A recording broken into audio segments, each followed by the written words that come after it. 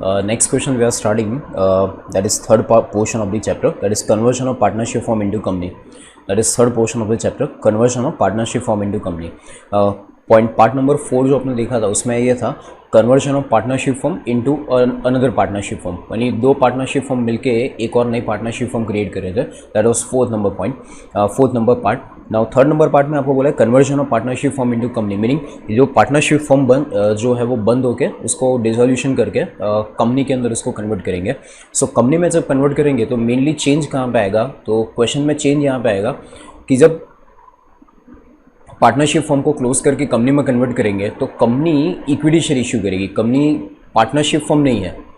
Last जो part number 4 के जो क्वेश्चंस हमने लास्ट लेक्चर में देखे थे उसके अंदर पार्टनरशिप फर्म में कन्वर्ट हो रहा था. तो पार्टनरशिप फर्म जो नई वाली पार्टनरशिप फर्म बनती थी, जो परचेसिंग कंपनी होती थी, वो वेंडर कंपनी के जो पार्टनर है उनको इन्वेस्टमेंट्स के फॉर्म में कैपिटल ऑफर कर रहे थे. तो यहाँ पे ये होगा कि पार्टनरशिप फर्म जब कंपनी में कन्वर्ट होगी तो जो कंपनी है वो वेंडर कंपनी के जो पार्टनर्स है उनको इक्विटी शेयर इश्यू करेंगे या डिबेंचर इश्यू करेंगे या प्रेफरेंस शेयर इश्यू करेंगे. तो कंपनी है तो वो लोग आपको कैपिटल के फॉर्म में शेयर कैपिटल इश्यू करेंगे. नॉर्मल आपकी जो नॉर्मल कैपिटल होती है वैसे जैसे पार्टनरशिप फर्म में कैपिटल होती है पार्टनर की, वैसे कैपिटल यहाँ पे इश्यू नहीं होगी. यहाँ पे शेयर्स के फॉर्म में कैपिटल इश्यू किया जाएगा. That is the main change. बाकी ऑलमोस्ट कैलकुलेशन सब जैसे अब पार्ट नंबर 4 में है conversion of partnership firm into conversion new partnership firm करते थे, ऑलमोस्ट सिमिलर कैलकुलेशन होगा. बाकी सब कुछ कैलकुलेशन स्टार्ट करते हैं. 11 नंबर क्वेश्चन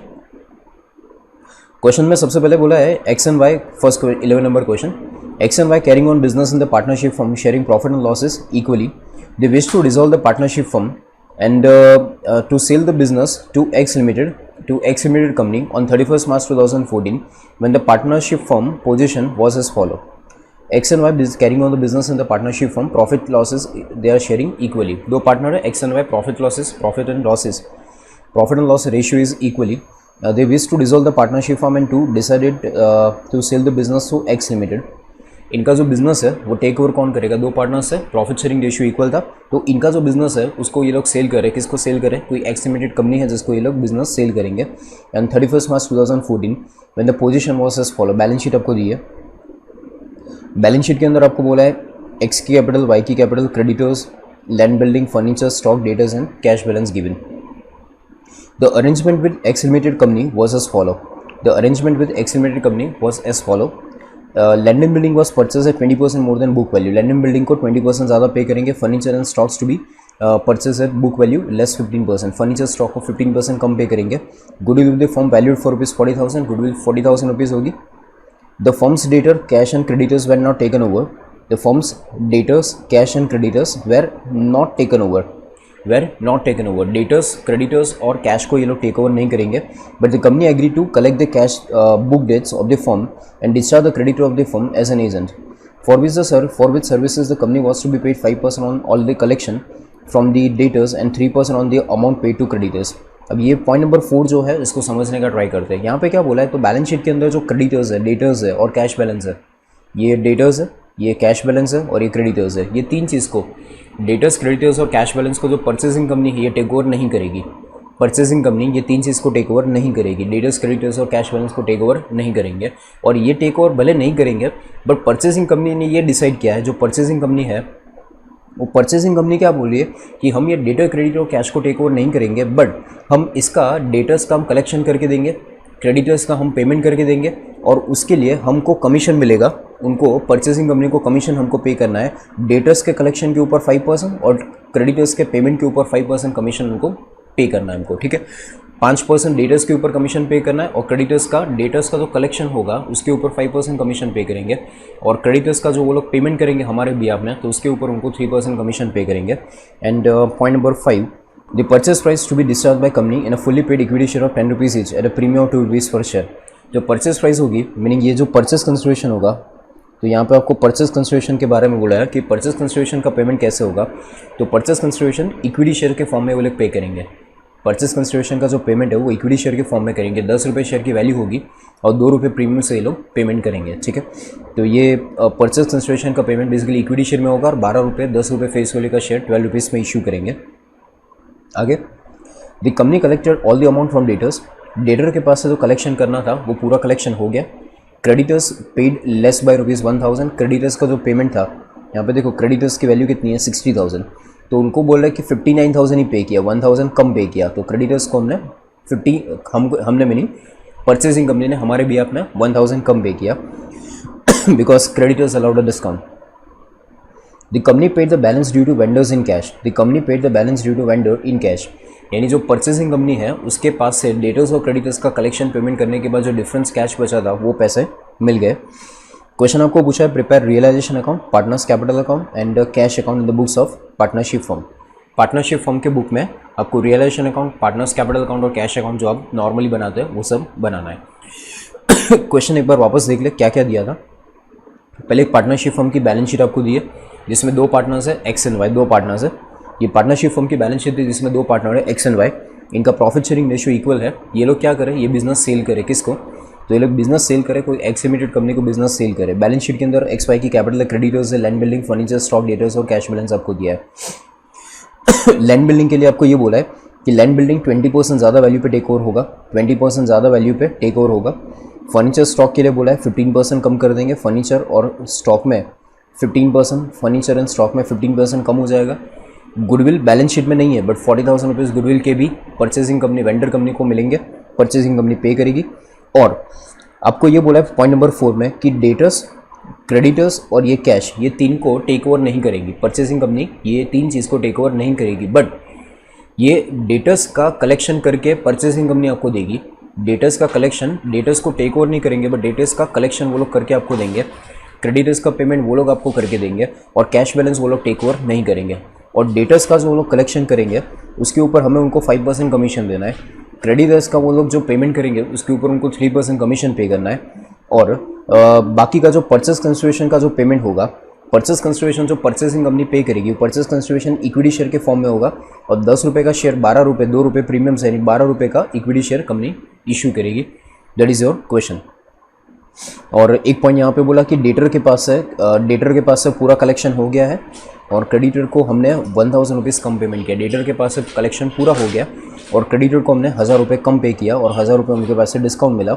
और नेसेसरी अकाउंट्स आपको पर वेंडर कंपनी के बुक में, पार्टनरशिप फॉर्म के बुक में जो अकाउंट आप नॉर्मली बनाते हैं वो सारे अकाउंट आपको पूछे। Realisation account, partners capital account, cash account, ये सारे जो नॉर्मल अकाउंट हम बनाते हैं वो आपको पूछे, ठीक है। तो इसके बाद अकाउंट के लिए लाइन्स ड्रॉ कर लेते हैं, उसके बाद कैलकुलेशन स्टार्ट करते हैं। तो कैलकुलेशन स्टार्ट करते हैं। तो कैलकुलेशन के अंदर सबसे पहले अकाउंट्स मैंने ड्रॉ करके रखे हैं यहाँ पे। Realisation account, second partners capital account, X और वाई दो partners, cash and bank account, X limited account, X limited is a purchasing company और एक्स लिमिटेड के पास से हमको इक्विटी शेयर्स के फॉर्म में परचेस कंसिडरेशन मिलेगा। तो equity shares in X limited account, जैसे लास्ट क्वेश्चन जो आपने किए थे पार्ट नंबर 4 में, तो उसमें हम investment account in purchasing company बनाते थे, इन्वेस्टमेंट्स इन परचेसिंग कंपनी, ठीक है। तो इन्वेस्टमेंट इन परचेसिंग कंपनी वहाँ पे होता था, यहाँ पे इक्विटी शेयर इन परचेसिंग कंपनी होगा या प्रेफरेंस जो भी वो लोग पे करेंगे, यहाँ पे इक्विटी शेयर लोग परचेस कंसिडरेशन के पेमेंट परचेस कंसिडरेशन के फॉर्म में इक्विटी शेयर पे करे, तो यहाँ पे इक्विटी शेयर इन एक्स लिमिटेड अकाउंट, ठीक है। तो ये अकाउंट्स यहाँ पे बनाए। अब कैलकुलेशन स्टार्ट करें तो सबसे पहला काम ये होगा कि यहाँ पे परचेस कंसिडरेशन की अमाउंट हमारे पास क्वेश्चन में नहीं है कि असेट्स को आपको इंडिविजुअली आपको बोला कि असेट्स और लायबिलिटीज को कौन से अमाउंट पे टेक ओवर किया था, बट परचेस कंसिडरेशन टोटल कितना पे करेंगे ये आपको नहीं बोला है। क्वेश्चन में आपको इतना बोला है कि परचेस कंसिडरेशन का लास्ट पॉइंट देखें, लास्ट पॉइंट में ऐसा बोला है कि परचेस कंसिडरेशन का जो पेमेंट होगा वो इक्विटी शेयर्स के फॉर्म में होगा और इक्विटी शेयर की वैल्यू 10 रुपये होगी और 2 रुपये प्रीमियम से पेमेंट होगा, मीनिंग 12 रुपये का इक्विटी शेयर इशू करेंगे। परचेस कंसिडरेशन का पेमेंट 12 रुपये पे करेंगे। आपको इतना बोला है कि परचेस कंसिडरेशन का जो पेमेंट है वो 12 रुपीज़ पे होगा, इक्विटी शेयर इशू करके होगा, परचेस कंसिडरेशन का पेमेंट इक्विटी शेयर के फॉर्म में होगा, but number of equity share कितने इशू करेंगे ये आपको बोला नहीं है। तो परचेस कंसिडरेशन हम फाइंड करते हैं, purchase consideration meaning assets minus liability, but कौन सी वैल्यू पे। तो परचेस कंसिडरेशन का जो कैलकुलेशन होता है वो बुक वैल्यू पे नहीं होता, जो वैल्यू पे असेट्स को टेक ओवर किया था वो वैल्यू पे होता है। अगर कोई असेट्स के लिए टेक ओवर वैल्यू ना दी हो, अगर असेट्स को कौन सी वैल्यू पे टेक ओवर नहीं किया है वो ना बोला हो, तो उसको बुक वैल्यू पे टेक ओवर किया ऐसा मान लेंगे। पर यहाँ पे आपको बोला था कि लैंड बिल्डिंग की वैल्यू 20% इंक्रीज़ करो, फर्नीचर स्टॉक की वैल्यू 15% डिक्रीज़ करो, डेटर्स और कैश को टेक ओवर नहीं करना है, लायबिलिटीज़ में एक ही है क्रेडिटर्स बट उसको टेक ओवर नहीं करना है।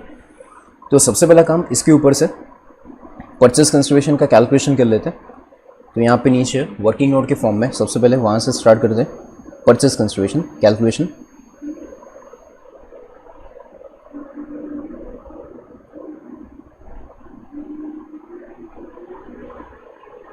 वर्किंग नोट नंबर 1,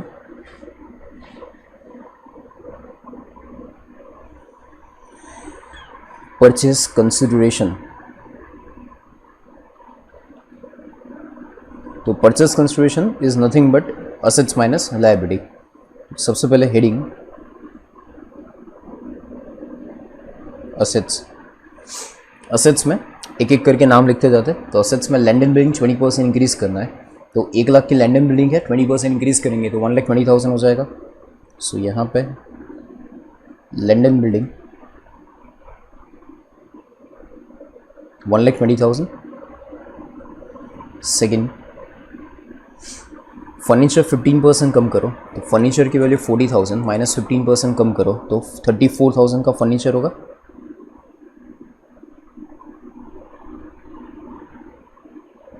$34,000 फर्नीचर की वैल्यू होगी। आफ्टर दैट स्टॉक 15% कम करना है, तो 1 लाख माइनस 15% 85,000 का स्टॉक होगा।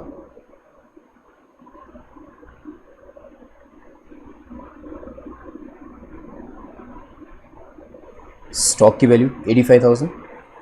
डेटर्स, कैश और क्रेडिटर्स को टेक ओवर नहीं करना है, तो लैंड बिल्डिंग फर्नीचर स्टॉक ये तीन ही चीज़ आएगी परचेस कंसिडरेशन के अंदर। डेटर्स नहीं आएंगे, स्टॉक नहीं आएगा और डेटर्स नहीं आएंगे, कैश नहीं आएगा। क्रेडिटर्स, लायबिलिटी में एक ही था क्रेडिटर्स, बट क्रेडिटर्स को टेक ओवर नहीं करना है। तो ये तीनों का टोटल जो आएगा, लायबिलिटीज़ में और कुछ है ही नहीं। सो 1,20,000 प्लस 34,000 प्लस 85,000 टोटल करे तो कम्स टू 2,39,000। और इसके अंदर एक और चीज़, गुडविल की अमाउंट आपको एडिशनली नीचे एडजस्टमेंट में दी है कि गुडविल भी पेमेंट होगा। तो गुडविल का टोटल, गुडविल की अमाउंट चेक करें, बैलेंस शीट में नीचे दिया है, एडजस्टमेंट में बोला है। थर्ड नंबर का एडजस्टमेंट है 40,000 गुडविल का पेमेंट करना है। तो गुडविल की अमाउंट है 40,000 रुपीज़।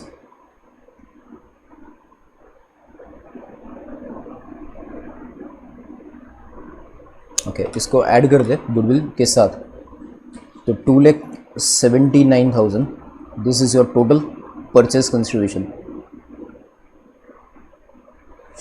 टोटल परचेज कंसिडरेशन होगा 2,79,000। मीनिंग देयर बाय कि 2,79,000 की इक्विटी शेयर इशू करेंगे और एक इक्विटी शेयर की वैल्यू कितनी होगी, 12 रुपीज़। और हमेशा ध्यान रखना है परचेज कंसिडरेशन में आपको कौन सी वैल्यू लेनी है। अगर क्वेश्चन में टेक ओवर वैल्यू है, नहीं कौन सी वैल्यू पे असेट्स एंड लायबिलिटीज को टेक ओवर किया था, वो अगर क्वेश्चन में बोला तो वो वैल्यू पे टेक ओवर करेंगे। अगर क्वेश्चन में कोई वैल्यू नहीं दी है तो फिर उसको बुक वैल्यू पे टेक ओवर करेंगे। और अगर क्वेश्चन में एडिशनली गुडविल की अमाउंट दी है तो आपको परचेज कंसिडरेशन में गुडविल को भी ऐड करना है। और परचेज गुडविल की अगर बैलेंस शीट में वैल्यू नहीं है बट स्टिल अगर एडजस्टमेंट में दिया है तो ऐड करना है, जैसे इस क्वेश्चन में किया था।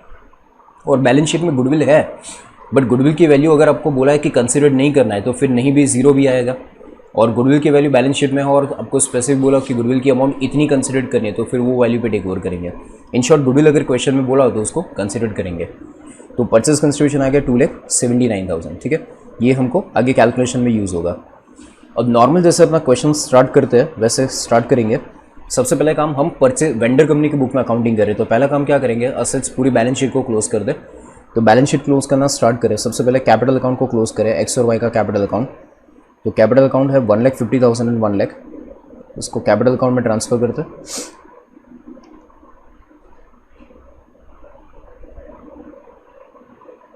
Bye balance brought down 1,50,000 and 1 lakh capital account balance. After that creditors 60,000, creditors 60,000। Okay, creditors को टेक ओवर किया था कि नहीं किया था, तो क्रेडिटर्स को टेक ओवर नहीं किया था, बट भले क्रेडिटर्स को टेक ओवर नहीं किया था बट क्रेडिटर्स को क्लोज तो करना पड़ेगा। क्रेडिटर अकाउंट आपको क्लोज करना तो पड़ेगा, भले टेक ओवर नहीं किया था। तो इसको क्लोज करने के लिए रियलाइजेशन अकाउंट में तो ले जाना पड़ेगा, भले कोई भी असेट्स टेक ओवर हुई या नहीं हुई। आपको पहला काम बैलेंस शीट में जितनी भी असेट्स और लायबिलिटीज और कैपिटल और जो भी है उसको रिस्पेक्टिव अकाउंट में ट्रांसफर तो करना ही पड़ेगा। तो भले यहाँ पे क्रेडिटर्स को टेक ओवर नहीं किया गया था बट स्टिल रियलाइजेशन अकाउंट में क्लोज करने के लिए ट्रांसफर तो करना ही पड़ेगा। तो entry will be creditors to realisation. तो रियलाइजेशन अकाउंट में क्रेडिट से रहेगा बाय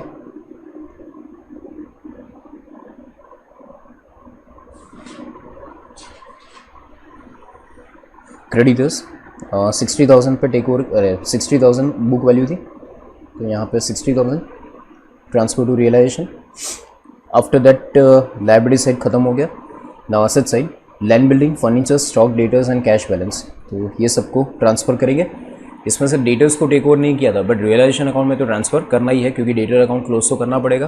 कैश अकाउंट को कैश अकाउंट में ट्रांसफ़र कर देंगे। तो लैंड बिल्डिंग 1 लाख, यहाँ पे entry realisation to sundry assets,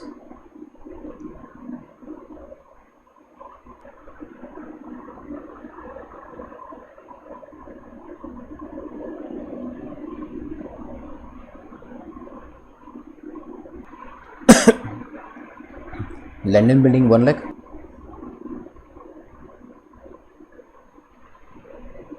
then after furniture 40,000,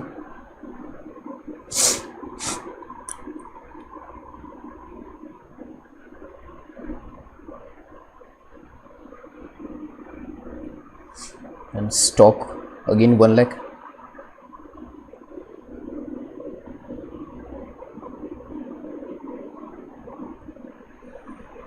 stock 1 lakh, debtor 66,000,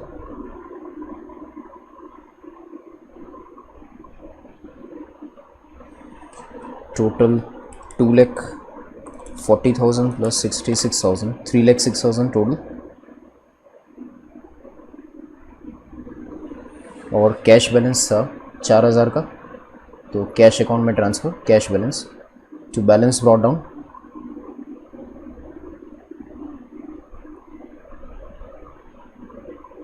$4,000 cash and bank balance. Okay, इसके बाद बैलेंस शीट में जितनी भी इन्फॉर्मेशन थी उसको हमने ट्रांसफ़र कर दिया। इसके बाद आगे देखते जाते हैं एडजस्टमेंट। फर्स्ट एडजस्टमेंट बोला था लैंड एंड बिल्डिंग 20% ज़्यादा ले लो और बुक वैल्यू से। फिर फर्नीचर को 15% कम करना है, स्टॉक को 15% कम करना है और गुडविल 40,000 कंसिडर करेंगे। सो एडजस्टमेंट नंबर 1, 2 एंड 3 ये तीनों का एडजस्टमेंट एक साथ ही होगा बिकॉज ये तीनों जो है ना परचेस कंसिडरेशन के पार्ट है। तो ये लैंड बिल्डिंग, फर्नीचर, स्टॉक और गुडविल ये चारों चीज़ों को एडजस्टमेंट 1, 2, 3 ये तीनों को एक ही साथ हम कंसिडर कर लेंगे। जब हमने वर्किंग नोट किया था, वर्किंग नोट के अंदर हमने क्या बनाया था, परचेस कंसिडरेशन फाइंड किया था। और परचेस कंसिडरेशन फाइंड करने के लिए देखो लैंड बिल्डिंग की वैल्यू 20% इंक्रीज़ की थी, फर्नीचर स्टॉक को 15% कम किया था, गुडविल बैलेंस शीट में नहीं था फिर भी कंसिडर किया था। सो टोटल मिला के टोटल कितना हुआ 2,79,000। तो 2,79,000 जो है वो सारे के सारे एडजस्टमेंट नंबर 1, 2, 3 ये सब कुछ करने के बाद की वैल्यू है। तो हम नॉर्मली क्या करते हैं, असेट्स और लायबिलिटीज़ जब हम सेल करते हैं बैलेंस शीट के अंदर, सॉरी रियलाइजेशन अकाउंट के अंदर, हम नॉर्मली क्या करते हैं, जैसे ये असेट और लायबिलिटीज़ को हमने रियलाइजेशन में ट्रांसफ़र किया। अब डिसोल्यूशन के क्वेश्चन में हम ये करते हैं कि असेट्स को रियलाइज़ करेंगे तो एंट्री क्या करते हैं, तो यहाँ पे हम रियलाइजेशन अकाउंट में क्रेडिट से लिखते हैं बाय कैश अकाउंट, और क्रेडिटर्स का लायबिलिटी का जब पेमेंट करते हैं तो पेमेंट की लायबिलिटी की पेमेंट की एंट्री क्या करते हैं, रियलाइजेशन टू कैश। तो असेट्स की सेल की एंट्री करते हैं और लायबिलिटीज़ की पेमेंट की एंट्री अलग अलग करते हैं। बट यहाँ पे क्या हो रहा है, तो असेट्स एंड लायबिलिटीज़ दोनों एक परचेजिंग कंपनी जो है, ये परचेजिंग कंपनी ने टेक ओवर कर लिया है। कुछ असेट्स और लायबिलिटीज़ को टेक ओवर नहीं भी किया है, उसको हम बाद में देखेंगे। बट जो असेट्स एंड लायबिलिटीज़ को टेक ओवर किया है, तो असेट्स और लायबिलिटीज़ की जो हम अलग अलग एंट्री करते थे, असेट्स की रियलाइजेशन की एंट्री और लायबिलिटीज़ की पेमेंट की एंट्री जो हम अलग अलग करते थे रियलाइजेशन अकाउंट में क्रेडिट साइड डेबिट साइड, ऐसे अलग अलग नहीं करेंगे, सीधी एंट्री करेंगे। जो परचेस कंसिडरेशन की अमाउंट हमने फाइंड की थी 2,79,000, ये 2,79,000 आप ये समझो कि असेट्स और लायबिलिटीज़ का नेट इतना मिला, असेट्स और लायबिलिटीज़ बेच के नेट 2,17,000 मिला, 2,79,000 मिला। अब वो मिला अभी एक्चुअली नहीं है, वो आपको परचेजिंग कंपनी एक्स लिमिटेड के पास से लेना है। अगर सपोज ये कैश में मिलता तो हम एंट्री क्या करते, अगर ये कैश में मिलता तो हम एंट्री करते cash account to realisation, entry क्या करते कैश टू रियलाइजेशन। बट ये आपको कैश में नहीं मिल रहा है, ये आपको परचेजिंग कंपनी के पास से लेना है। एंट्री अगर कैश में मिलता तो एंट्री करते कैश टू रियलाइजेशन, बट ये पैसे अभी हमें कंपनी के पास से लेने हैं, तो कैश अकाउंट डेबिट नहीं होगा, तो उसकी जगह हमको डेबिट किसको करना पड़ेगा, परचेजिंग कंपनी, नाम क्या था एक्स लिमिटेड। तो उसकी एंट्री क्या होगी, X limited account debit to realisation. तो रियलाइजेशन अकाउंट में क्रेडिट सेल आएगा by X limited account, realisation account में क्रेडिट सेल आएगा बाय एक्स लिमिटेड अकाउंट 2,79,000। सीधा असेट्स और लायबिलिटीज़ के अमाउंट को नेट करके लिख देंगे 2,79,000। असेट्स एंड लायबिलिटीज़ को अलग अलग नहीं दिखाएंगे, ठीक है। So entry X limited account debit to realisation 2,79,000। अब ये एक्स लिमिटेड को डेबिट किया तो यहाँ पे एक्स लिमिटेड अकाउंट में डेबिट साइड भी आएगा टू रियलाइजेशन अकाउंट। ये एंट्री का मीनिंग क्या हुआ, तो हमको एक्स लिमिटेड के पास से 2,79,000 ड्यू हुआ, इतने पैसे हमें एक्स लिमिटेड के पास से लेने हैं, ये इसका मीनिंग होता है। एक्स लिमिटेड के पास से इतने पैसे आपको लेने हैं in any form. So adjustment number 1, 2, 3 हो गया। अब एडजस्टमेंट नंबर 4 पहले देखते हैं। एडजस्टमेंट नंबर 4 में आपको बोला था कि डेटर्स और क्रेडिटर्स को टेक ओवर नहीं करेंगे, परचेसिंग कंपनी डेटर क्रेडिटर को टेक ओवर नहीं करेगी, बट डेटर का कलेक्शन का काम और क्रेडिटर्स का पेमेंट का काम जो है वो परचेसिंग कंपनी करेगी। डेटर्स से कलेक्शन का काम और क्रेडिटर्स का जो पेमेंट का काम है वो परचेसिंग कंपनी करेगी। तो डेटर्स से कलेक्शन और क्रेडिटर्स का पेमेंट परचेसिंग कंपनी करेगी, उसके ऊपर उसको कमीशन देना है। डेटर्स पे 5% कमीशन और क्रेडिटर्स के ऊपर पेमेंट के ऊपर उनको 3% कमीशन पे करना है। तो डेटर्स में आपको आगे ये बोला था कि डेटर के पास से पूरा कलेक्शन हो गया। यहाँ पे आपको ये बोला था कि company collected all the amount from debtors, debtor के पास से पूरा कलेक्शन मिल गया। और क्रेडिटर्स के लिए बोला था कि क्रेडिटर के पास से हमको 1000 रुपये का डिस्काउंट मिला था, मीनिंग 1000 रुपये हमने क्रेडिटर को, मीनिंग जो परचेसिंग कंपनी हमारे भी आपने पे करी है तो वो 1000 रुपये परचेसिंग कंपनी क्रेडिटर को 1000 रुपये कम पे करेंगे, ये आपको बोल दिया है। ठीक है, तो डेटर और क्रेडिटर ये जो 2,79,000 वाली जो आप यहाँ पे एंट्री देख रहे हैं, इसमें लैंड बिल्डिंग आ गया, फर्नीचर आ गया, स्टॉक आ गया, बट क्रेडिटर डेटर और कैश बैलेंस नहीं आया 2,79,000 में। तो डेटर्स क्रेडिटर्स का पेमेंट कलेक्शन ये हमें करना बाकी है। ये हमारे बदले कौन करेगा? चलो डेटर की बात करें तो डेटर की अमाउंट बोलो कितनी है? 66,000। ये 66,000 हमारे बदले कलेक्शन कौन करेगा? X limited company. X limited company हमारे बदले कलेक्शन करेगी। मुझे ये बताओ, ये 66,000 डेटर जो है उनके पास से कलेक्शन कितना हुआ? क्या कोई बेड डेप हुआ था क्या? बिल्कुल नहीं। क्वेश्चन में आपको ये बोला था कि डेटर के पास से पूरा कलेक्शन मिल गया, तो 66,000 जो डेटर के पास से लेना था वो पूरा मिल गया। बट ये पेमेंट कौन लेगा? पेमेंट किसको मिलेगा? तो पेमेंट मिलेगा किसको? तो एक्स लिमिटेड कंपनी को मिलेगा, और फिर एक्स लिमिटेड कंपनी को पहले पेमेंट मिलेगा, फिर एक्स लिमिटेड कंपनी आपको देगी। समझे आप? एक्स लिमिटेड कंपनी डेटर का कलेक्शन करेगी, यानी पहले पैसे किसको मिलेंगे? डेटर को। डेटर के पैसे पहले किसको मिलेंगे? एक्स लिमिटेड कंपनी को। फिर एक्स लिमिटेड कंपनी फाइनली वो फिर आपको पे करेंगे। तो यहाँ पे ये डेटर को क्लोज करना हो, डेटर का कलेक्शन दिखाना हो, तो डेटर को कलेक्शन दिखाना हो तो क्रेडिट साइड लिखना पड़ेगा। डेटर को हमने क्लोज करने के लिए यहाँ पे डेबिट किया था, तो असेट अकाउंट क्लोज हो गया, बट उसका रियलाइजेशन जब होगा तो रियलाइजेशन को क्या करेंगे? क्रेडिट करेंगे। बट वो क्रेडिट हमें बाय कैश अभी नहीं करना है, वो पैसा हमें लेना किससे? तो हमें लेना है एक्स लिमिटेड कंपनी से। तो अभी हम सीधा कैश अकाउंट डेबिट करके रियलाइजेशन क्रेडिट नहीं करेंगे डेटर के पैसे। ये cash account debit to debtor account realisation account credit ऐसा नहीं होगा। कैश अकाउंट सीधा डेबिट नहीं होगा, वो कैश अपने पास नहीं आया, वो कैश किसके पास आया? एक्स लिमिटेड कंपनी के पास आया, क्योंकि कलेक्शन उन लोगों ने किया। फिर वो कैश जो आएगा एक्स लिमिटेड कंपनी के पास, उसमें से वो लोग क्रेडिटर का पेमेंट करेंगे, और डेटर का कलेक्शन होगा, क्रेडिटर का पेमेंट होगा, फिर जो नेट बचेगा डेटर क्रेडिटर का वो एक्स लिमिटेड कंपनी आपको पे करेगी। ठीक है, तो यहाँ पे हम नॉर्मली अगर डेटर का कलेक्शन हो जाता तो एंट्री क्या करते? कैश टू रियलाइजेशन करते। अगर डेटर का कलेक्शन डायरेक्टली हो जाता तो हम एंट्री क्या करते? Cash to realisation. बट यहाँ पे कैश टू रियलाइजेशन नहीं करना है, यहाँ पे एंट्री क्या करेंगे? X limited company to realisation. Entry क्या करेंगे? X limited to realisation. तो रियलाइजेशन में क्रेडिट से रहेगा by X limited account. Bracket में समझने के लिए हम लिख सकते हैं कि ये कौन है? डेटर्स। और डेटर का कलेक्शन बोलो कितना हुआ था? तो पहले इनर कॉलम में लिखेंगे 66,000 डेटर का कलेक्शन पूरा हो गया था। बट ये डेटर का कलेक्शन करने के लिए हमें उनको 5% कमीशन देना पड़ेगा, ऐसा क्वेश्चन में बोला था। तो 66,000 हमें लेना है, बट हमें उनको 5% कमीशन देना पड़ेगा। तो कमीशन हमारा खर्चा है, तो कमीशन सीधा यहाँ पे 66,000 एक्स लिमिटेड के पास से लेना है, और एक्स लिमिटेड के पास से 66,000 लेना है, और उनको ही 5% कमीशन हमें देना है। तो 66,000 माइनस 3,300, तो हमें फाइनली एक्स लिमिटेड के पास से नेट कितना मिलेगा? तो नेट हमें 62,700 एक्स लिमिटेड के पास से लेने हैं पैसे। 62,700 इतनी अमाउंट हमें एक्स लिमिटेड के पास से लेनी है, अभी मिली नहीं है। अगर कैश में रियलाइजेशन हो जाता तो एंट्री क्या करते? Cash to realisation. बट अभी हम क्या करें? कैश की जगह एक्स लिमिटेड टू रियलाइजेशन। तो अगर एक्स लिमिटेड अकाउंट डेबिट किया तो यहाँ पे एक्स लिमिटेड अकाउंट में डेबिट से रहेगा टू रियलाइजेशन अकाउंट।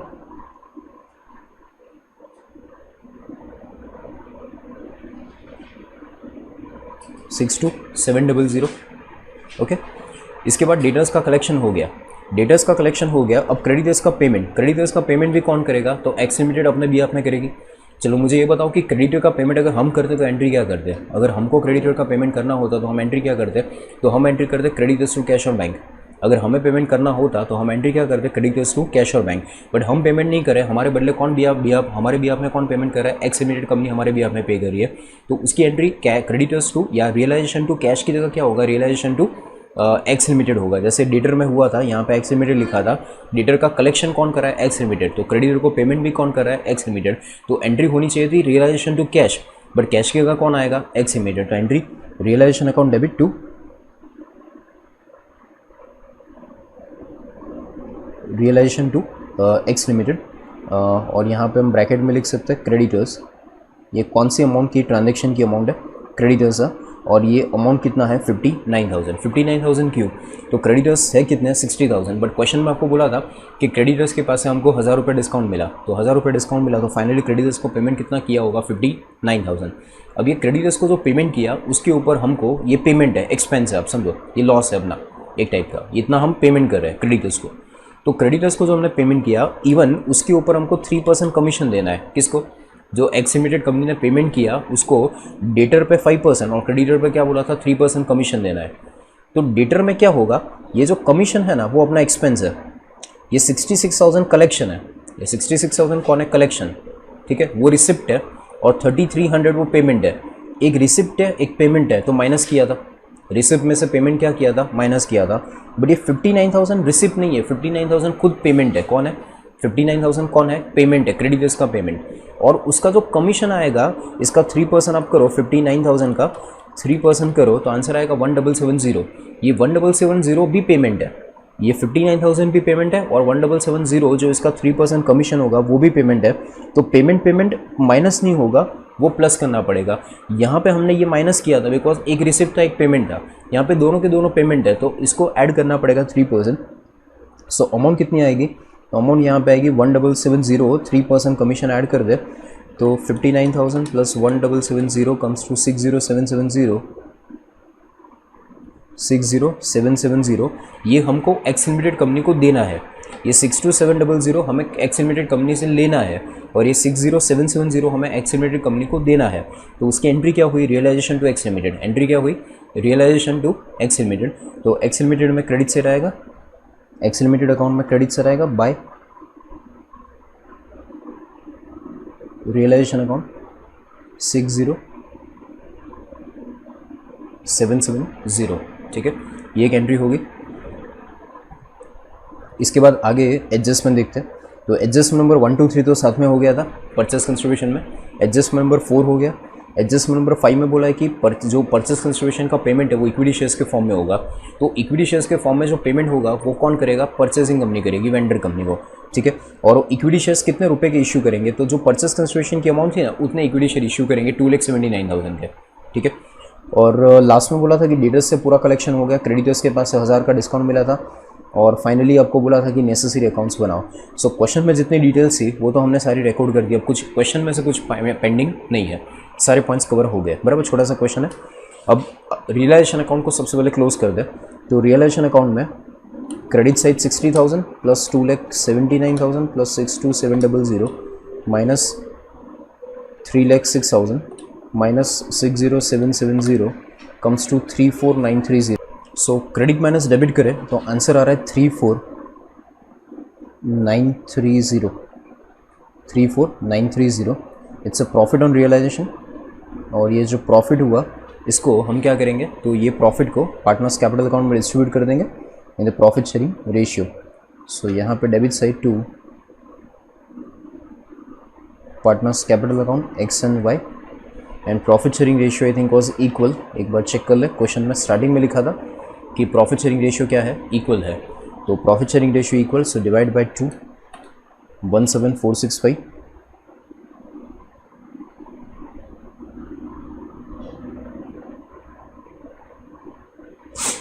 17,465 ये प्रॉफिट होगा रियलाइजेशन का, पार्टनर्स में ट्रांसफर कर देंगे।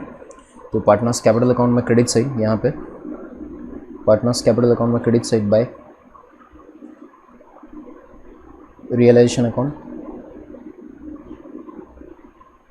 17,465 ओके। इसके बाद बाकी रियलाइजेशन अकाउंट क्लोज हो गया, पार्टनर्स कैपिटल अकाउंट क्लोज करना बाकी, कैश अकाउंट बाकी, एक्स लिमिटेड बाकी, और equity shares in X limited बाकी। अब बाकी की एंट्रीज कंप्लीट करें। तो बाकी की एंट्रीज में तो एक्स लिमिटेड के पास है परचेस कंसिडरेशन के फॉर्म में, 2,79,000 हमको लेना था।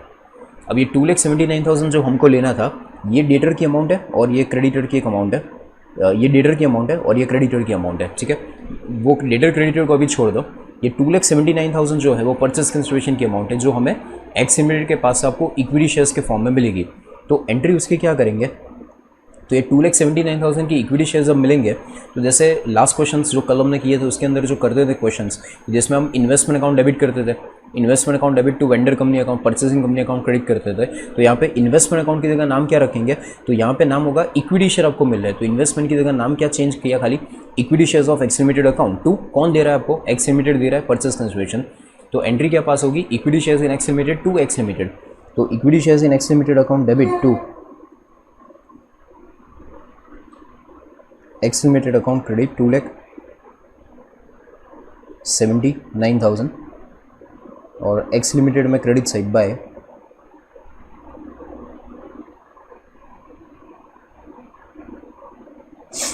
Bye equity shares in X limited account 2,79,000, ठीक है। तो ये परचेस कंसिडरेशन की अमाउंट जो ड्यू हुई थी वो रिसीव हो गई। अब ये फाइनली परचेस कंसिडरेशन की जो अमाउंट है ये हम किसको पे करेंगे, तो परचेस कंसिडरेशन की जो अमाउंट है वो ऑब्वियसली जो ओल्ड पार्टनरशिप फॉर्म है, पार्टनरशिप फॉर्म के पार्टनर्स को पे करेंगे। अब यहाँ पे एक पॉइंट इंपॉर्टेंट है कि जो पार्टनर्स है, जो ओल्ड फॉर्म के पार्टनर्स है एक्स एंड वाई, उनको ये 2,79,000 जो पार्टनरशिप फर्म का ये जो इक्विटी शेयर्स आपको मिले कंपनी के, वो ओल्ड पार्टनर्स को डिस्ट्रीब्यूट कैसे करेंगे, प्रॉफिट शेयरिंग रेशियो में ना, तो उनको मिलेगा ये 2,79,000 जो है वो उनको मिलेगा उनकी कैपिटल के प्रपोर्शन में। इंपॉर्टेंट थिंग यहाँ पे आपको नोट डाउन करना हो तो नोट डाउन करके रखिए कि जब आपको इक्विटी शेयर्स मिलेंगे, इक्विटी शेयर्स आपको परचेसिंग कंपनी के मिलेंगे, अगर आपको क्वेश्चन में कोई अलग रेशियो स्पेसिफाई करके ना दिया हो कि ये रेशियो में डिवाइड करना है, ये 2,79,000 के इक्विटी शेयर्स हमको मिले परचेसिंग कंपनी के, अगर आपको अलग से कोई स्पेसिफिक रेशियो मेंशन ना किया हो कि ये शेयर्स को ऐसे डिवाइड करो, ये प्रोपोर्शन में डिवाइड करो, तो इसका डिस्ट्रीब्यूशन आपको कैसे करना है, तो जो परचेसिंग कंपनी के शेयर्स आपको मिलेंगे उसको आपको डिस्ट्रीब्यूट करना है in a capital ratio, not in the profit sharing ratio. Capital ratio इसलिए क्योंकि जिसकी कैपिटल ज़्यादा होगी उसको ज़्यादा इक्विटी शेयर मिलेंगे, जिसकी कैपिटल कम होगी उसको इक्विटी शेयर कम मिलेंगे, बराबर। अगर प्रॉफिट शेयरिंग रेशियो उल्टा भी हो सकता है, किसी की कैपिटल ज़्यादा हो उसका प्रॉफिट शेयरिंग रेशियो कम हो, किसी की कैपिटल कम हो प्रॉफिट शेयरिंग रेशियो ज़्यादा हो, तो फिर जिसकी कैपिटल ज़्यादा उसको तो लॉस हो जाएगा, उसका पेमेंट कम मिलेगा। तो इसलिए इसको जो डिस्ट्रीब्यूट करेंगे वो कौन से रेशियो में डिस्ट्रीब्यूट करना पड़ेगा, इन दी कैपिटल रेशियो। तो ये 2,79,000 को कैपिटल रेशियो में डिवाइड करना है, तो इसके लिए आपको कैपिटल रेशियो फाइंड करना पड़ेगा। बट कैपिटल कौन से कैपिटल, तो capital will be a closing capital after all the adjustments till now.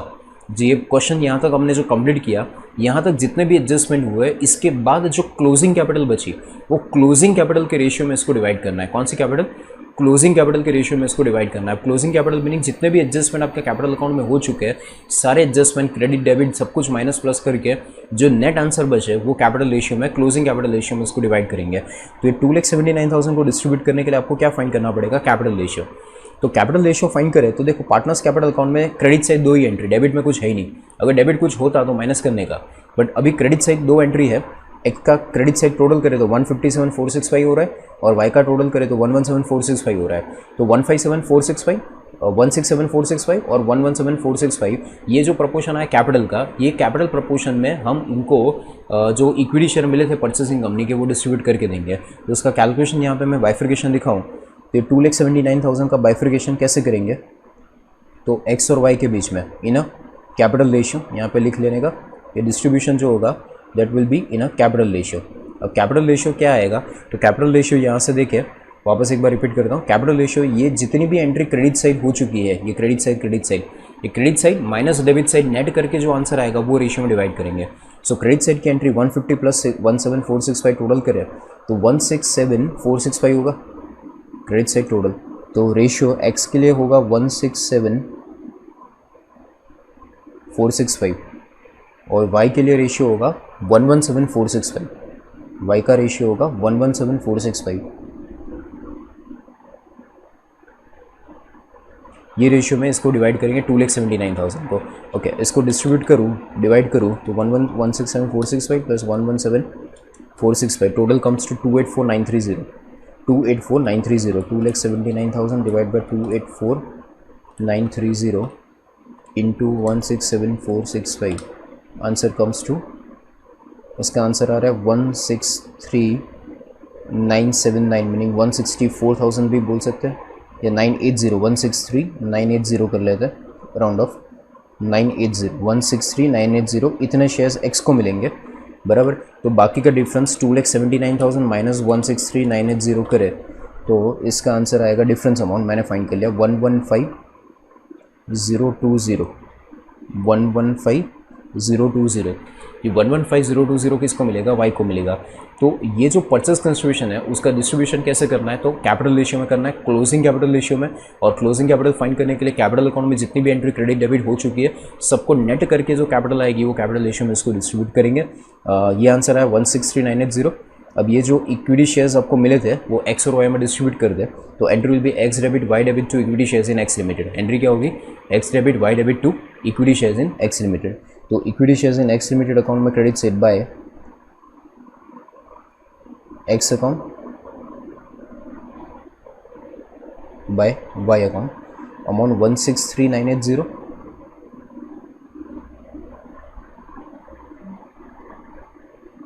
amount is 163,980 and 115,020,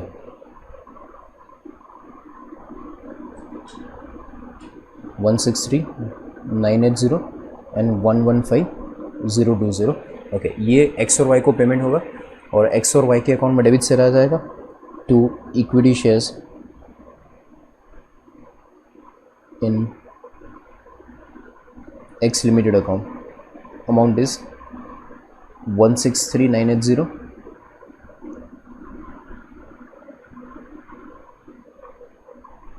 163,980 और सेकंड का आंसर था 115,020। ठीक है, ये परचेस कंसिडरेशन का पेमेंट ये रेशियो में होगा।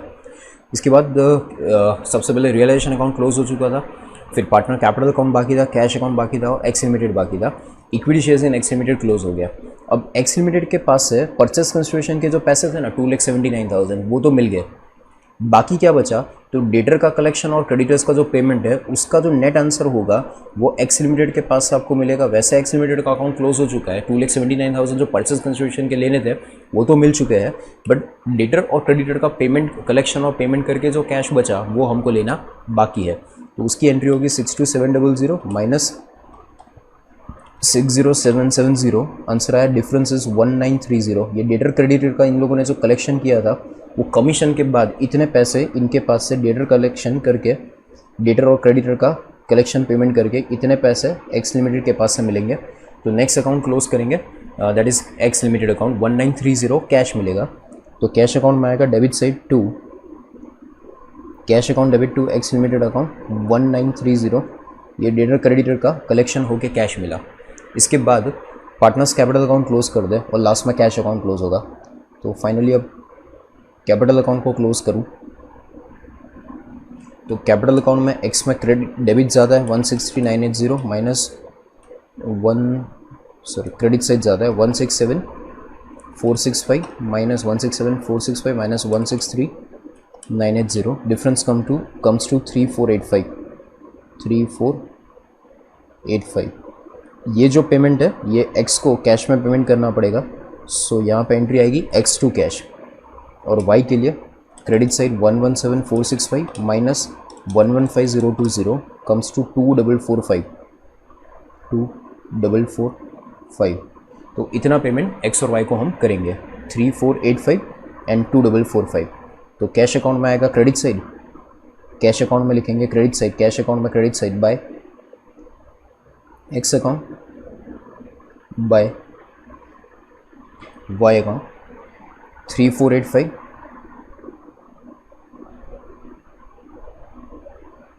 3485 एंड 2,445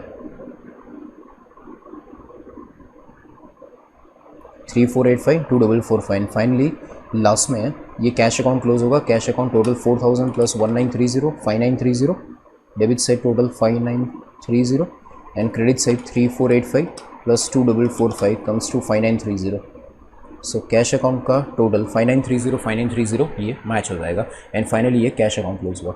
सबसे पहले कौन सा अकाउंट क्लोज किया था, realisation account. Realisation account close करने के बाद क्या क्लोज किया था, तो रियलाइजेशन क्लोज करने के बाद हमने परचेस कंसिडरेशन का बाइफर्केशन फाइंड किया था। परचेस कंसिडरेशन इनफैक्ट पहले इक्विटी शेयर्स आपको एक्स लिमिटेड के पास से मिले, एक्स लिमिटेड के इक्विटी शेयर्स मिले, एक्स लिमिटेड की इक्विटी शेयर अकाउंट क्लोज करके हमने पार्टनर्स को डिस्ट्रीब्यूट कर दिया कैपिटल रेशियो में।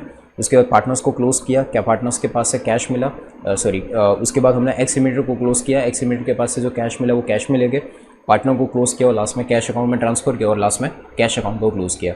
सो in this way this question is to be done.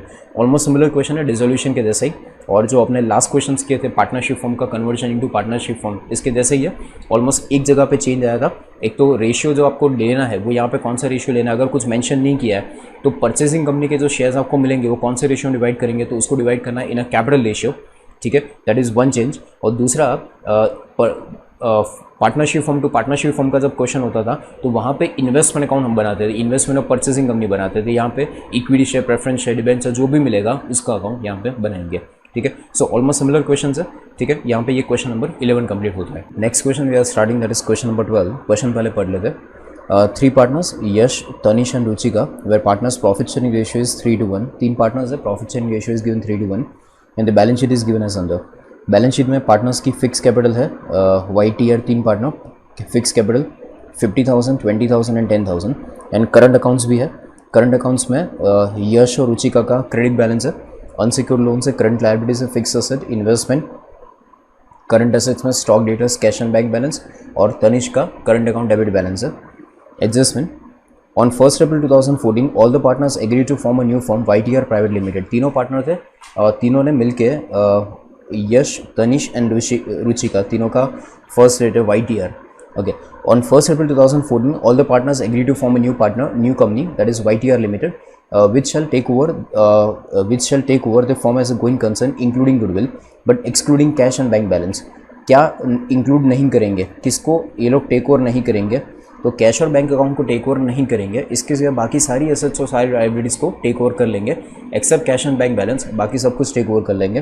The following matter were also agreed upon. First, goodwill shall be valued at 3 years purchase of the super profit. फिर बोला है actual profit for the purpose of goodwill calculation is 20,000। This actual profit meaning average profit.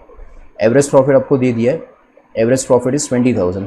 3 साल की purchase के base पे आपको goodwill find करना है, एवरेज प्रॉफिट 20,000 दे दिया है। फिर बोला है normal rate of return is 17.5 per annum on fix capital. Normal rate of return meaning expected rate of return, that is 17.5% on fix capital. अब फिक्स कैपिटल अब देखो क्वेश्चन में फिक्स कैपिटल था 50,000, 20,000, 10,000, टोटल करो तो कितना होगा 80,000। 50 + 20 70 और 10 80,000।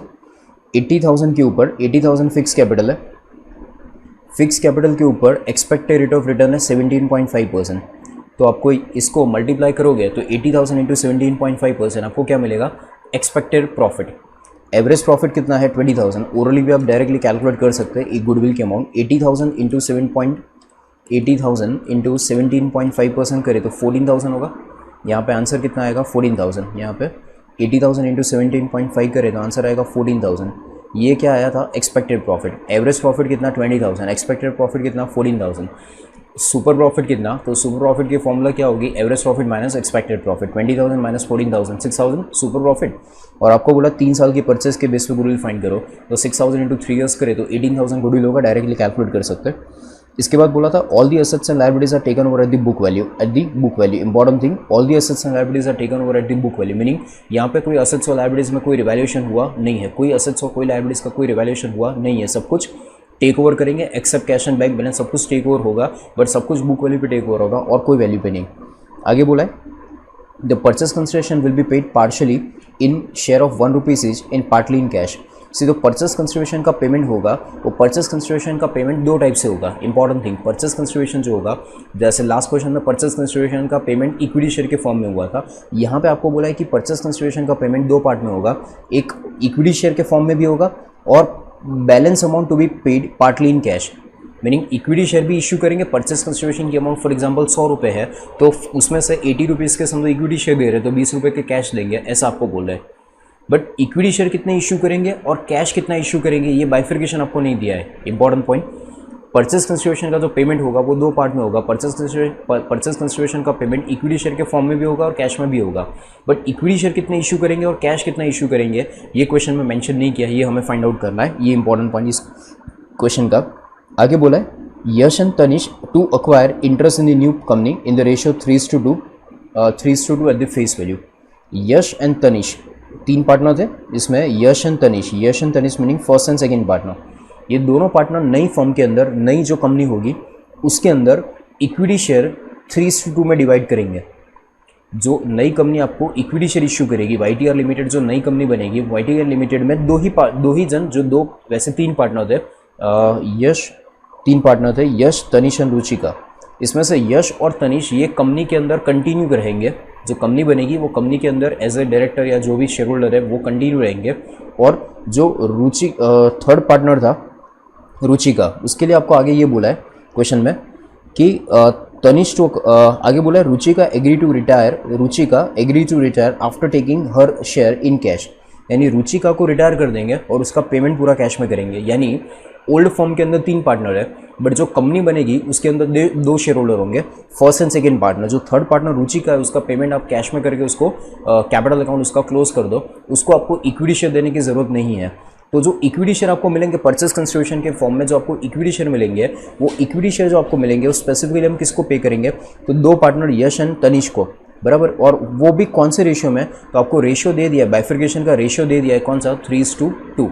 तो जैसे लास्ट क्वेश्चन के अंदर हमने कैपिटल रेशियो में डिवाइड किया था, क्लोजिंग कैपिटल रेशियो में डिवाइड किया था, बिकॉज उस क्वेश्चन में अलग से कोई आपको रेशियो मेंशन नहीं किया था। इस क्वेश्चन में आपको अलग से आपको रेशियो मेंशन कर दिया कि जो इक्विटी शेयर आएंगे वो इक्विटी शेयर आपको डिस्ट्रीब्यूट कैसे करना है, तो उनका जो शेयर कैपिटल का रेशियो मेंटेन करना है वो 3:2 में मेंटेन करना है। तो यहाँ पे आपको कैपिटल रेशियो कैलकुलेट करने की जरूरत नहीं पड़ेगी। इसके बाद बोला है रियलाइजेशन एक्सपेंस अमाउंटेड टू 5,000, बराबर। और क्वेश्चन पूछा है prepare realisation account, cash and bank account and YTR limited account and capital accounts of the partner. यानी जो नॉर्मली वेंडर कंपनी के बुक में अकाउंट बनाते हैं, realisation account, partners capital account, purchasing company account, shares in purchasing company account, ये सारे account जो आप नॉर्मली जैसे लास्ट क्वेश्चन बनाए थे, ये सारे अकाउंट आपको यहाँ पे भी पूछे है। ठीक है, एक बार वापस क्वेश्चन देख लेते हैं। ओल्ड बैलेंस शीट क्वेश्चन में आपको दिया था, 3 पार्टनर थे, प्रॉफिट शेयरिंग रेशियो क्या था, 3:1। तीनों पार्टनर्स की फिक्स कैपिटल भी है, करंट अकाउंट भी है, एसेट्स लायबिलिटी सब कुछ है। फिर आपको क्वेश्चन में बोला था कि सारी एसेट्स और सारी लायबिलिटीज टेक ओवर कर लेगी, जो फर्म है वो क्लोज हो जाएगी और नई कंपनी, कौन सी कंपनी बनेगी, YTR लिमिटेड एक नई कंपनी बनेगी, जिसके अंदर लास्ट में बोला था कि 2 ही शेयर होल्डर होंगे, Y और T। जो रुचि का थर्ड पार्टनर है उसको कैश पेमेंट करके लास्ट में बोला था कि उसको रिटायर कर देंगे, यानी उसको पेमेंट करके उसको क्लोज कर देंगे, उसका अकाउंट कैपिटल अकाउंट क्लोज करेंगे। और जो नई कंपनी में शेयर कैपिटल होगी, वो शेयर कैपिटल में Y एंड T दोनों को ही शेयर मिलेंगे, और उसका रेशियो आपको यहाँ पे मेंशन करके दे दिया था, कितना था, 3:2। ओके, इसके बाद बोला था कि असेट्स और लायबिलिटीज को सबको टेक ओवर कैसे करना है, तो बुक वैल्यू पे। ओके, गुडविल कैलकुलेट करने के लिए आपको बोला था कि गुडविल 3 साल की परचेस के बेस पे गुडविल फाइंड करना है। गुडविल फाइंड करने के लिए एवरेज प्रॉफिट कितना था, 20,000। एक्सपेक्टेड प्रॉफिट कितना था, तो एक्सपेक्टेड प्रॉफिट था 80,000 का 17.5%।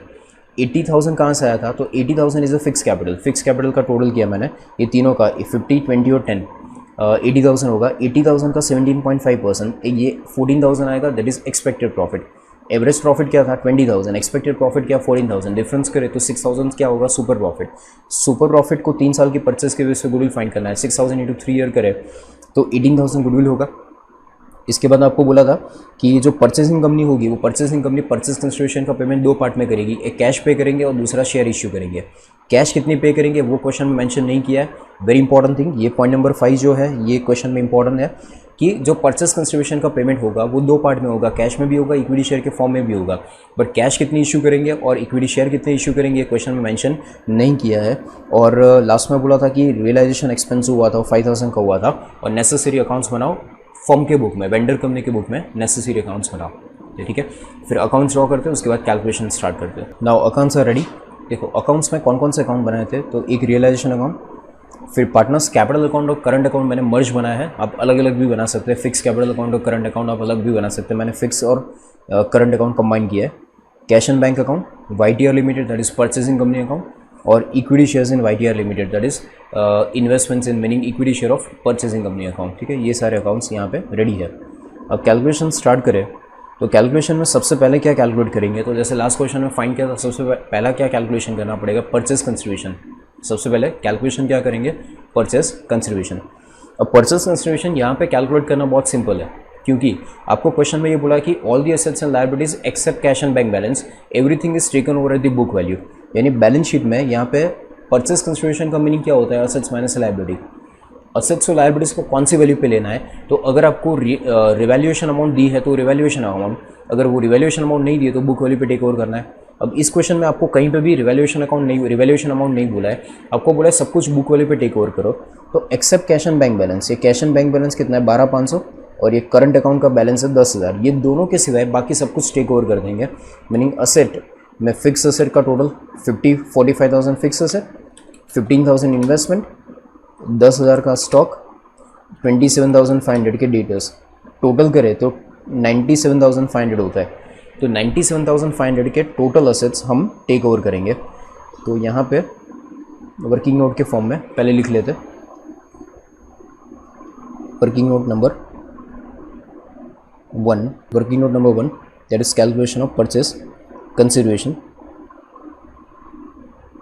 कैलकुलेशन ऑफ परचेस कंसिडरेशन, जिसमें सबसे पहले असेट्स तो असेट्स में जो हमने बोला सन्ड्री असेट्स, सब कुछ बुक वैल्यू पे टेक ओवर करना है। तो मैं इंडिविजुअली असेट्स के नाम नहीं लिख रहा हूँ, टोटल करके अभी जो हमने किया था 97,500 वो टोटल एक साथ लिख देता हूँ वापस एक बार। ये 97,500 कहाँ से आया था, fix asset plus investment plus current asset में स्टॉक डेटर्स, कैश नहीं लेना है और करंट अकाउंट को नहीं लेना है, बाकी टोटल आया 97,500। इसमें से सन्ड्री लायबिलिटीज माइनस करेंगे और all the liabilities were taken over. तो लायबिलिटीज में देखो दो है, 15,000 and 15,000, total 30,000। Unsecured loan 15,000, current liabilities 15,000, total करें तो 30,000। So 30,000 liabilities are taken over, difference करें तो 97,500 माइनस 30,000 कम्स टू 67,500। इसमें असेट्स को हमने सारी बुक वैल्यू बैलेंस शीट में से लिया था, लायबिलिटीज को ले लिया था, तो नेट असेट फाइंड हो गया। परचेस कंसिडरेशन में गुडविल भी इंक्लूड होगा। सो 67,500 प्लस यहाँ पे ऐड कर देंगे गुडविल। ओके, गुडविल की अमाउंट हमने फाइंड की थी, एक बार वापस फाइंड कर लेते हैं यहाँ पे वर्किंग नोट के फॉर्म में। एवरेज प्रॉफिट क्वेश्चन में आपको बोला था कि कितना था 20,000, क्वेश्चन में आपको दे दिया है एवरेज प्रॉफिट इज़ 20,000। फिर एक्सपेक्टेड प्रॉफिट, एक्सपेक्टेड प्रॉफिट आपको बोला था फिक्स कैपिटल का 17.5%, फिक्स कैपिटल का 17.5%। फिक्स कैपिटल थी 80,000, फिक्स कैपिटल थी 80,000, उसका 17.5%, तो आंसर आ रहा था 14,000। हमने कैलकुलेट किया था पहले भी 14,000। सो सुपर प्रॉफिट,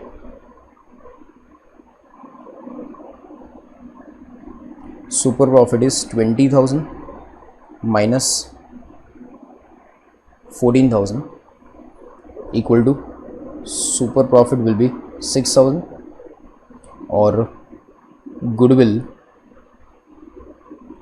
आपको बोला है 3 साल की परचेस के बेस पे गुडविल फाइंड करो। तो goodwill equal to 6,000 into 3 years purchase comes to 18,000 goodwill. ठीक है, सो 18,000 यहाँ पे गुडविल की अमाउंट पे ऐड कर देंगे, 18,000 गुडविल की वैल्यू, एंड फाइनली 67,500 तो था ही, प्लस 18,000 गुडविल ऐड कर दे तो 85,500, 85,500 ये टोटल फाइनली परचेस कंसिडरेशन ये अमाउंट होगी। ठीक है, सो गुडविल की अमाउंट हमें एडजस्टमेंट बोला था, हमने कैलकुलेट कर लिया वर्किंग नोट करके, एंड फाइनली परचेस कंसिडरेशन की अमाउंट कितनी होगी 85,500। आफ्टर दिस ये 85,500 जो है, ये 85,500 का पेमेंट कैसे हुआ था, ये क्वेश्चन में बाइफर्केशन नहीं दिया था। इसमें आपको ये बोला था कि इसमें कंपनी वाले आपको इक्विटी शेयर भी इश्यू करेंगे और इक्विटी शेयर्स के साथ साथ आपको कैश पेमेंट भी देंगे। सो इक्विटी शेयर कितने होंगे और कैश कितना होगा, ये बाइफर्केशन आपको नहीं दिया था। ठीक है, मैंने गुडविल ऐड करना बाकी था, वो गुडविल ऐड करने के बाद ये फाइनली 85,500, इसमें इक्विटी शेयर कितने और कैश कितना, ये बाइफर्केशन अभी भी हमारे पास नहीं है, ये धीरे धीरे क्वेश्चन में कैलकुलेशन करने पे मिलेगा। तो एट प्रेजेंट ये परचेस कंसिडरेशन रेडी हो गया।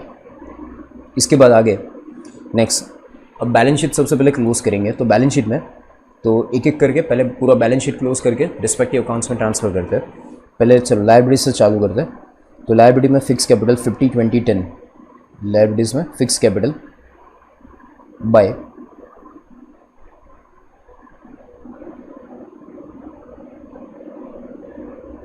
Balance brought on 50,000, 20,000 and 10,000। Okay, फिर करंट अकाउंट यश और रुचिका का 6,000, 4,000, Yash and Ruchika current account 6,000, 4,000, Yash and Ruchika first and third by यहाँ पे मैं करंट अकाउंट का current account balance 6,000 Yash and 4,000 Ruchi का करंट अकाउंट को मैं सीधा ट्रांसफ़र कर देता हूँ। आपको अलग अलग करंट अकाउंट कैपिटल अकाउंट बनाना हो तो भी चलेगा। इसके बाद unsecured loan 15,000 and current liability 15,000, इसको रियलाइजेशन में ट्रांसफ़र करेंगे। Entry will be liabilities to realisation. Entry यहाँ पे रियलाइजेशन अकाउंट में credit side unsecured loan 15,000 bye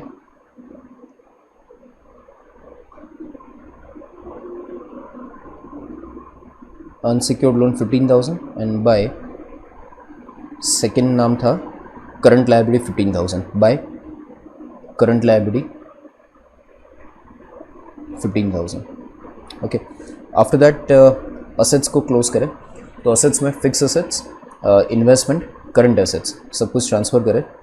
तो रियलाइजेशन अकाउंट में debit side to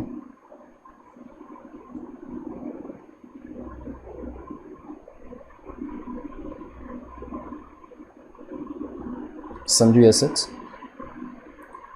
fixed asset 45,000,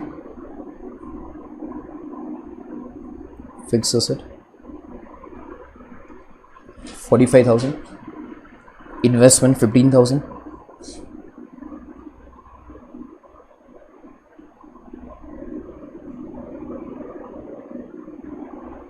investment 15,000, then stock 10,000,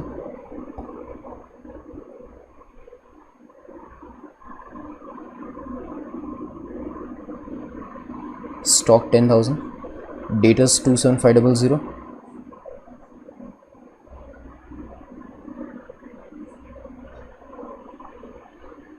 debtors 27,500, cash and bank balance 12,500, cash and bank balance 12,500,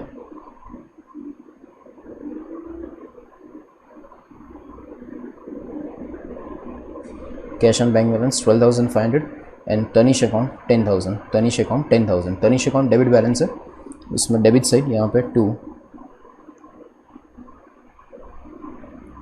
current account balance Tanish debit side 10,000।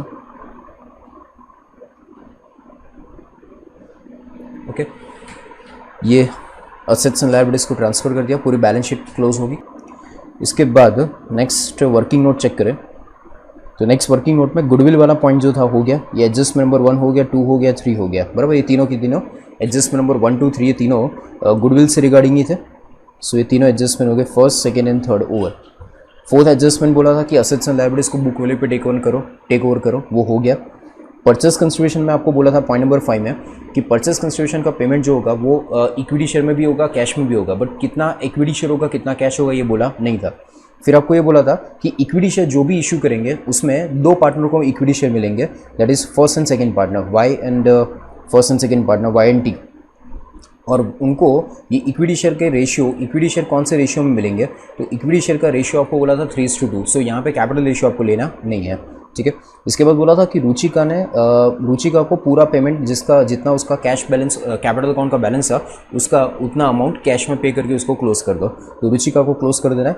Realisation expense की amount 5,000 है, तो ये जो adjustment 5 है ये बाकी, और ये एडजस्टमेंट नंबर 6 जो है वो अभी कर लेते। रियलाइजेशन एक्सपेंस 5,000 हुआ था तो उसकी एंट्री, और ये टोटल बाद में ले लेते। रियलाइजेशन एक्सपेंस की एंट्री होगी realisation expense to cash account 5,000, और इसकी दूसरी इफेक्ट जाएगी कैश अकाउंट में क्रेडिट साइड बाय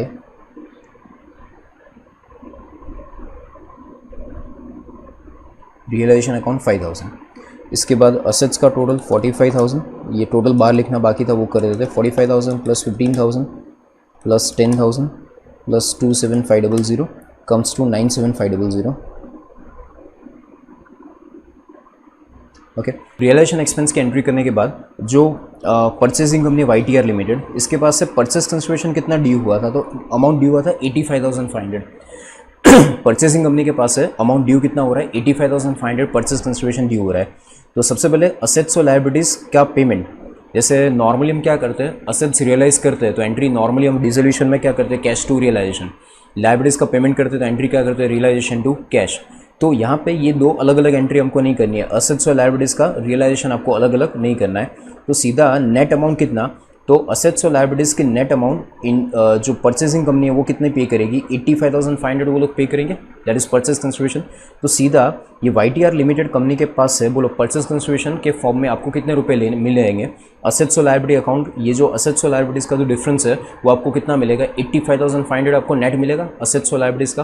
तो 85,500 जो आपको परचेसिंग कंपनी से लेना है, असेट्स और लायबिलिटीज़ जो हमने यहाँ पे ट्रांसफ़र की थी उसको क्लोज करने के लिए परचेसिंग कंपनी को डेबिट करना पड़ेगा। सो एंट्री क्या होगी, तो purchasing company account debit to realisation account credit, यानी YTR account debit, YTR limited account debit to realisation account credit. तो रियलाइजेशन अकाउंट में क्रेडिट साइड यहाँ पे बाय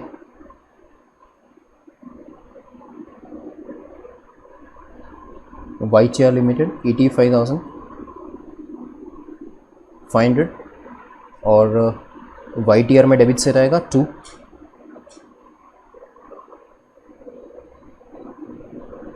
रियलाइजेशन अकाउंट 85,500।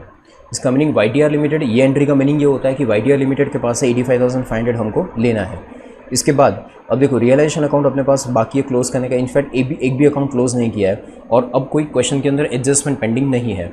तो अब सबसे पहला काम ये करेंगे कि ये जो रियलाइजेशन अकाउंट है सबसे पहले इसको क्लोज कर दे और रियलाइजेशन अकाउंट क्लोज करके जो प्रॉफिट लॉस आता है वो फाइंड कर लेते हैं। तो क्रेडिट से total 30,000 plus 85,500 minus 97,500 minus 5,000, answer आ रहा है 13,000। 13,000 का प्रॉफिट आ रहा है। ये 13,000 का प्रॉफिट YTR के बीच में डिस्ट्रीब्यूट हो जाएगा in the profit sharing ratio. So यहाँ पे 2 कैपिटल अकाउंट YTR और इनका प्रॉफिट शेयरिंग रेशियो था 3:2:1। तो 13,000 को 3:1 में डिवाइड कर दे तो 3 6500 6500 4333 एंड 2167। ये इनका प्रॉफिट जो आया वो रियलाइजेशन अकाउंट का प्रॉफिट कैपिटल अकाउंट में ट्रांसफर करेंगे।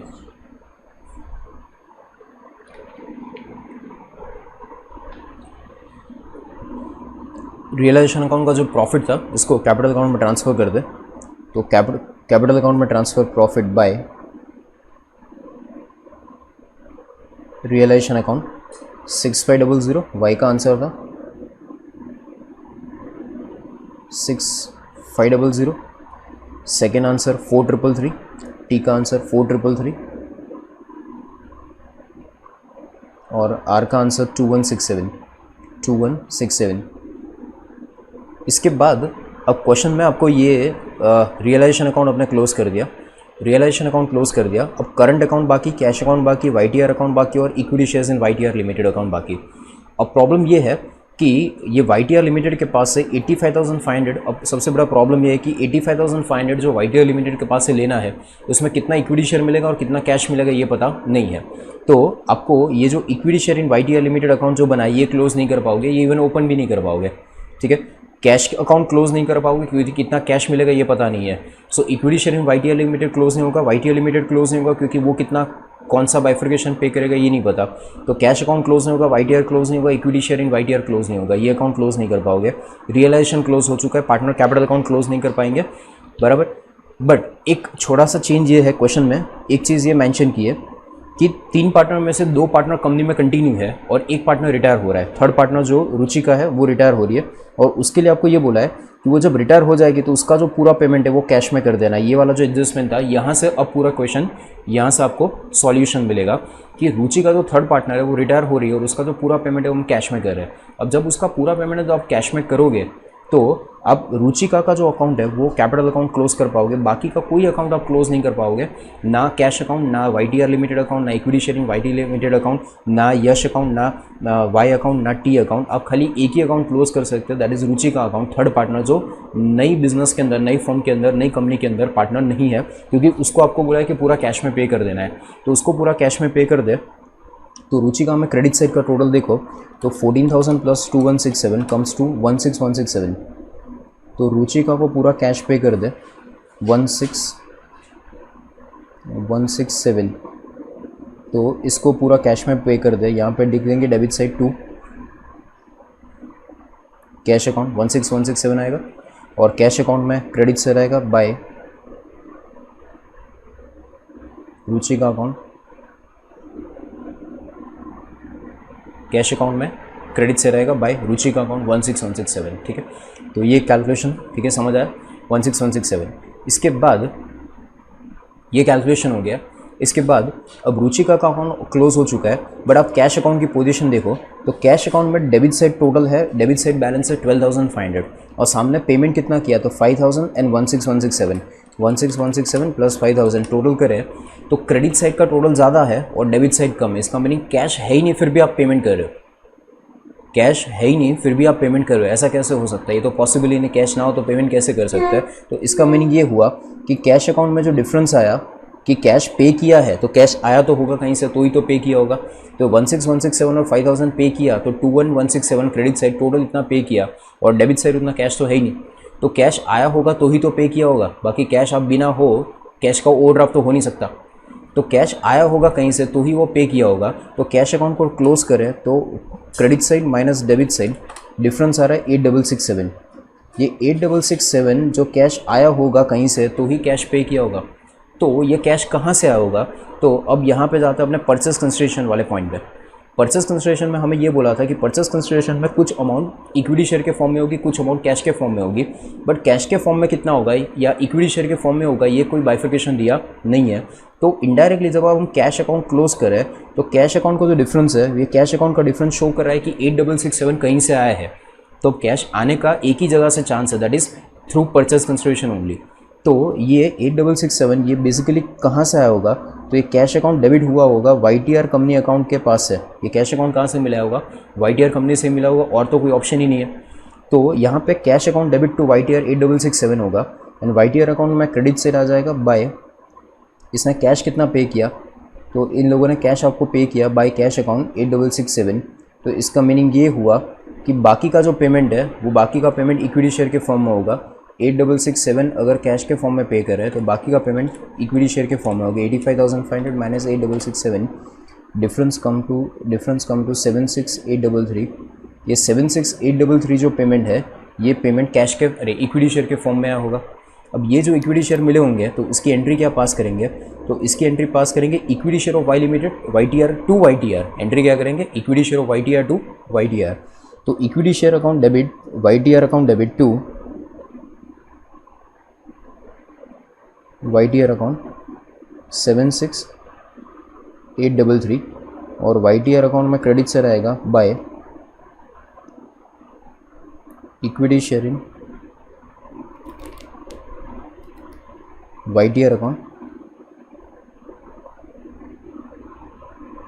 76,833, और YTR अकाउंट अब क्लोज हो जाएगा, YTR अकाउंट क्लोज हो जाएगा।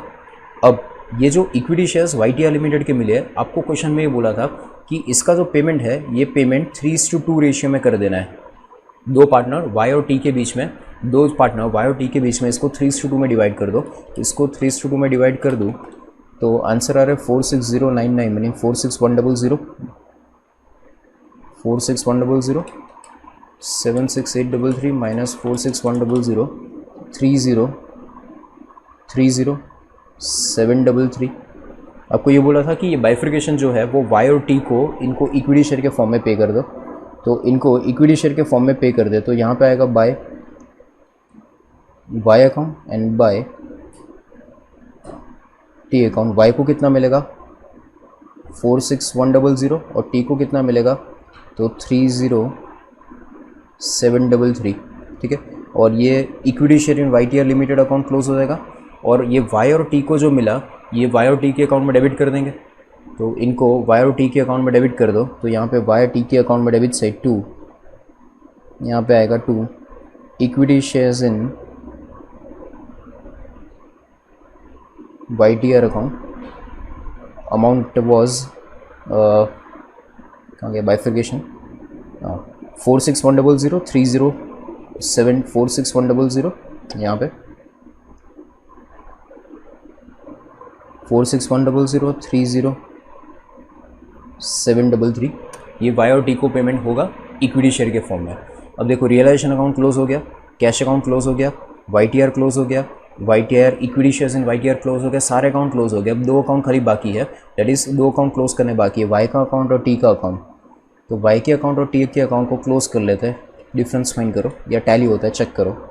क्रेडिट साइड 50,000 Y को क्लोज करें, 50,000 प्लस 6,000 प्लस 6500 माइनस 46,100, डिफरेंस आ रहा है 16,400। इसको क्या करना है वो देखते हैं।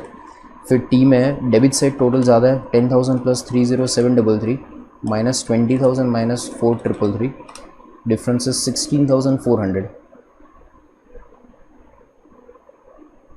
16,400। अब ये जो डिफरेंस आया, ये डिफरेंस क्या शो करेगा?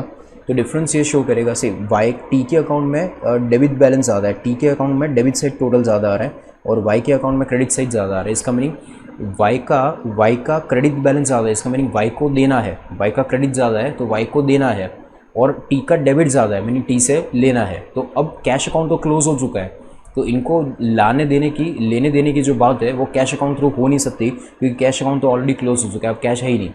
तो अब क्या करेंगे? तो एग्जैक्ट सेम अमाउंट दोनों के अकाउंट में आ रही है, तो ऐसा बोल सकते हैं कि वाई को देना और टी से लेना है, तो सीधा टी वाई को दे दे तो आंसर एडजस्टमेंट हो जाएगा, मीनिंग आपस में लोग सॉल्यूशन कर लेंगे टी और वाई मिलके। तो एंट्री क्या पास करेंगे? तो टी के अकाउंट में लिखना पड़ेगा बाय वाई अकाउंट और वाई के अकाउंट में लिखना पड़ेगा टू टी अकाउंट 16,400। ऐसा इसलिए क्योंकि कैश अकाउंट तो क्लोज हो चुका है, कैश अकाउंट में कोई बैलेंस बचा नहीं है, तो ये अकाउंट को क्लोज करके इसको फाइनली कैपिटल अकाउंट को भी क्लोज कर दिया। एंड फाइनली ये यहाँ पे क्वेश्चन नंबर 12 अपना कंप्लीट हो गया, सारे अकाउंट हमने क्लोज कर लिए। यहाँ पे क्वेश्चन में इंपॉर्टेंट बाइफिकेशन इंपॉर्टेंट ये था, इस क्वेश्चन का इंपॉर्टेंट पॉइंट कि क्वेश्चन में परचेस कंसिडरेशन का बाइफिकेशन नहीं दिया था कि कितना शेयर्स मिलेगा कितना कैश मिलेगा, तो बाइफिकेशन हमें फाइंड करना था, वो हमने फाइंड किया था थ्रू रुचि का अकाउंट। रुचि का अकाउंट का सबसे पहले क्लोज करना था, उससे पता चला कि उसको कैश पे किया, फिर कैश को क्लोज किया, कैश को क्लोज करके पता चला कि कितना कैश आया था, बाकी का शेयर आया था, शेयर्स को क्लोज किया और लास्ट में कैपिटल अकाउंट को क्लोज किया। ठीक है, so in this way this question is to be done. Thank you.